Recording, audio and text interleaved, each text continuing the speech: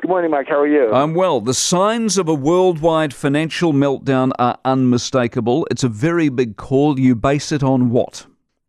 I base it on science, particularly what's called complexity theory, dynamic systems analysis, Bayesian statistics. Not to get too technical, but there are actually a number of ways of analyzing the system. One of the mistakes that Wall Street mainstream analysts make is that they don't have the right models for understanding risk in capital markets. They use these models that are basically obsolete. They assume events happen in accordance with a certain pattern, which does not sync up with reality. When you actually look at the data and figure out how systems actually work, you come away with a number of very troubling results. One is that, if you ask yourself, what's the worst thing that can happen in the international monetary system? So that's just a way to start a risk management analysis. What's the worst thing that can happen? It's a function of scale, but it's an exponential function, meaning if you double or triple the system, you don't double or triple the risk. You increase the risk by a factor of 10 or perhaps 100.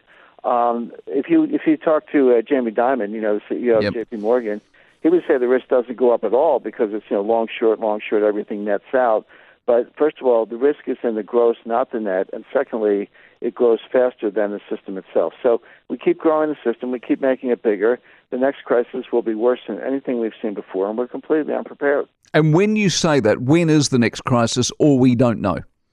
Well, the correct answer is no one knows, because it's like looking at, you've got some pretty big mountains in New Zealand, so you look at it, it's snowing somewhere, and then the snow's building up and it's building up. And any expert or seasoned mountaineer can look at that and see avalanche danger because, it's on a certain ridge line, it's windswept, there's an overhang, whatever. So you can definitely say there's going to be an avalanche, but you don't know when. So all of a sudden one snowflake comes along, it disturbs a few other snowflakes, it lands the wrong way, creates some momentum that gathers, it creates a chute, a slide, and all of a sudden the whole face of the mountain rips off and you have this giant avalanche which could, kill skiers or bury a village below.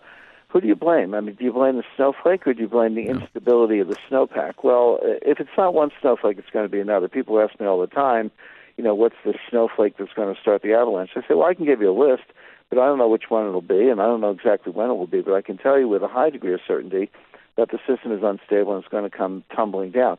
Now, what do people do in actual ski areas where there is avalanche danger? You go out there at 6 o'clock in the morning, they're setting off dynamite to purposely descale or unpack the avalanche danger so it doesn't turn into an avalanche. And that's what we need to do in the financial system, break up some of these big banks, ban a lot of derivatives, descale our system. Don't make it all go away, but break it into manageable parts. Another example, they sound like metaphors, Mike, but it's the same science.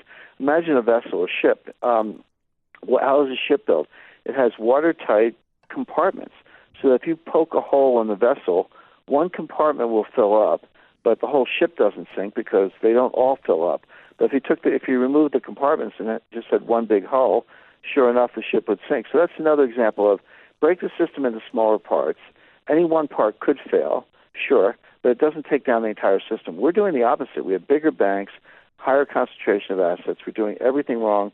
We saw a panic in 1998. We saw another panic in 2008. In 98, Wall Street bailed out a hedge fund, long-term capital management. In 2008, the central banks bailed out Wall Street. The next time could be 2018, could be tomorrow. Who's going to bail out the central banks? And this is my point. Each crisis gets bigger than the one before. The bailout gets bigger than the one before. We're now beyond the capacity of central banks to save the system, and so you're going to need more radical solutions. But it's going to be pretty nasty in the meantime.